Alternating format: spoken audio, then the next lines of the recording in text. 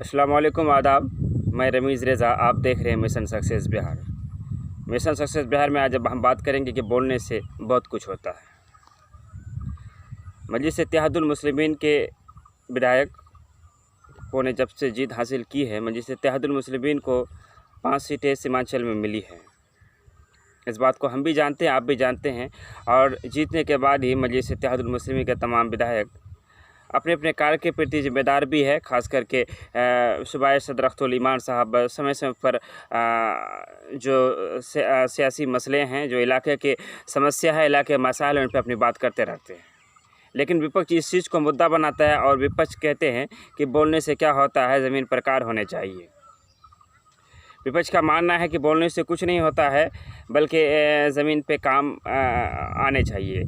विपक्ष का जो आरोप है, क्या ये निराधार है, क्या इसमें सच्चाई है, इस बातों पे हम बात करेंगे। आपके लिए जानना ये ज़रूरी हो जाता है कि जब मजलिस इत्तेहादुल मुस्लिमीन के विधायकों ने बात रखा, जब सदर में अपनी बातों को मजबूती के साथ रखा, नदी कटान के मसले को मजबूती के साथ रखा, तब पटना से एक टीम आती है और क्षेत्र में आकर वो ये जांच करती है और एक रिपोर्ट तैयार करती है कि नदी कटान की भयावह स्थिति का जो पैमाना जो यहाँ पर है, सरकार जो इस यहाँ के नदी कटान की स्थिति जो अनजान थी, उसको सरकार को बताने का काम करता है। और बोलने का ही नतीजा है कि आप देख रहे होंगे कुछ दिन पहले एक रिपोर्ट आई सरकार के द्वारा, एक आदेश है, जिसमें जिला पदाधिकारी का भी बहुत बड़ा योगदान रहा कि अब नदी कटान के जो क्षेत्र हैं, वो पंचायतें जहाँ पे नदी कटान हो रहे हैं, जो नदी कटान से जूझ रहे हैं, कल तक क्या हो रहा था कि वहाँ के मुखिया समिति, जिला पार्षद यानी पंचायत के प्रतिनिधि को वो कार्य करने के अधिकार प्राप्त नहीं थे, वो क्षेत्र अधिकार से उनके बाहर थे।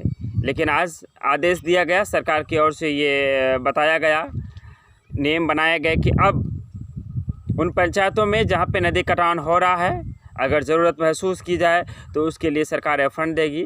और अब मनरेगा के तहत नदी कटान की रोकथाम के लिए मुखिया समिति, सरपंच और जिला पार्षद भी कार्य कर सकते हैं। ये एक बहुत बड़ा योगदान है और ये एक बहुत बड़ी चीज़ है, खास करके इन क्षेत्रों के लिए जो नदी कटान की समस्या से जूझते रहते हैं। समय से पर मजलिस इत्तेहादुल मुस्लिमीन के तमाम विधायक क्षेत्र के मसला और मसाइल को सदन में मजबूती के साथ रखने का कार्य करते हैं।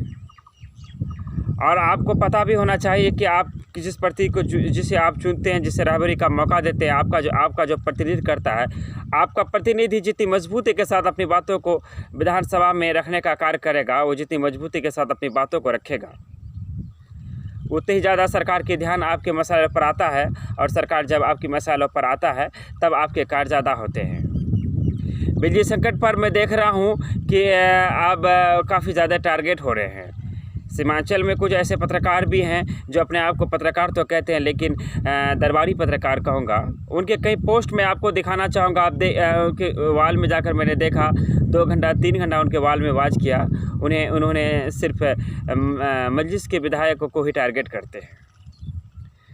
आप ज़रा दिल पर हाथ रखकर सोचिए, क्या किशनगंज में सिर्फ बहादुरगंज, कोचाधामन ही 2 विधानसभा है, इसमें ठाकुरगंज भी है और भी किशनगंज है, लेकिन इस पर पत्रकार महोदय की ज़ुबान कभी नहीं चलती। इस ठाकुरगंज और किशनगंज की ज़ुबान पर लकवा मार देता है, लेकिन बहादुरगंज और कोचाधामन के लिए वो बड़े पत्रकार बन जाते हैं।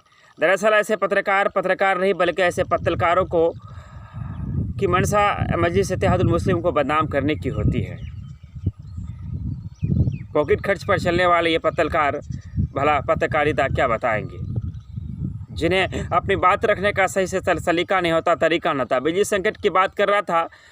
बिजली संकट ये सिर्फ ऐसे नहीं है कि कोचाधामन और बहादुरगंज में ही है, बल्कि बिजली संकट से पूरा भारतवर्ष गुजर रहा है। यूपी और राजस्थान जैसे राज्यों की हालत और ख़राब है। ये बिजली संकट सिर्फ, मैं ये नहीं कहता कि बिजली संकट अगर है तो उस पर हम बात नहीं करें।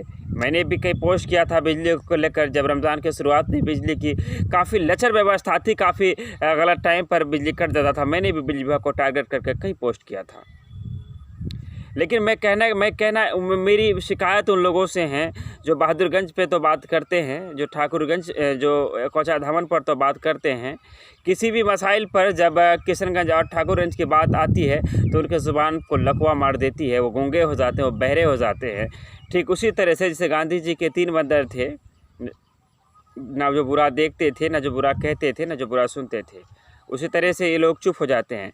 ऐसे पत्रकारों को खुला चैलेंज करता हूं जो आरएसएस के चड्डीधारियों के बनाए कानून पर चलते हैं, जो भाजपा सरकार के बनाए रीति रिवाज पर चलते हैं। उनके आप पोस्ट में, उनके वाल पर जाकर देखेंगे, भारतीय जनता पार्टी के खिलाफ वो कुछ नहीं बोलते, वो आरएसएस के खिलाफ कभी नहीं लिखते।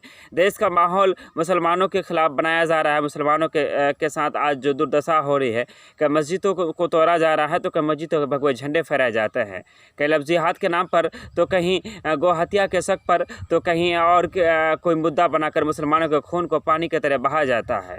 लेकिन ये पत्रकार महोदय, ये दरबारी पत्रकार उस मामले में कुछ नहीं बोलते, उनकी ज़ुबान पर लकवा मार देता है। ये मजलिस इत्तेहादुल मुस्लिमीन के विधायकों को टारगेट करना इनका जो काम बन गया, इनकी पेशा हो गया है। ऐसे पॉकेट खर्च पर चलने वाले पत्रकारों को मैं पत्रकार नहीं मानता। वो पत्रकार जो मुंह में गुटखा रख कर पत्रकारिता करते हैं, और हमारी बदनसीबी भी है कि हम ऐसे लोगों को इज्जत भी देने से नहीं गुरेजते हैं। जनता ऐसे लोगों को समझती है, जैसे जनता ऐसे पत्रकारों को पहचानती है। वक्त आने पर उन्हें वक्त आने पर जनता सही से जवाब देने का कार्य करती है। कल फिर मिलेंगे हम आपके बीच एक नई टॉपिक, एक नई मुद्दे के साथ। हम रोज़ आपके बीच आते हैं और नई मुद्दे और नई टॉपिक में हम चर्चा करते हैं। फिर कल मिलेंगे। आज के लिए हम लेते हैं विदा। मैं रमीज रेजा।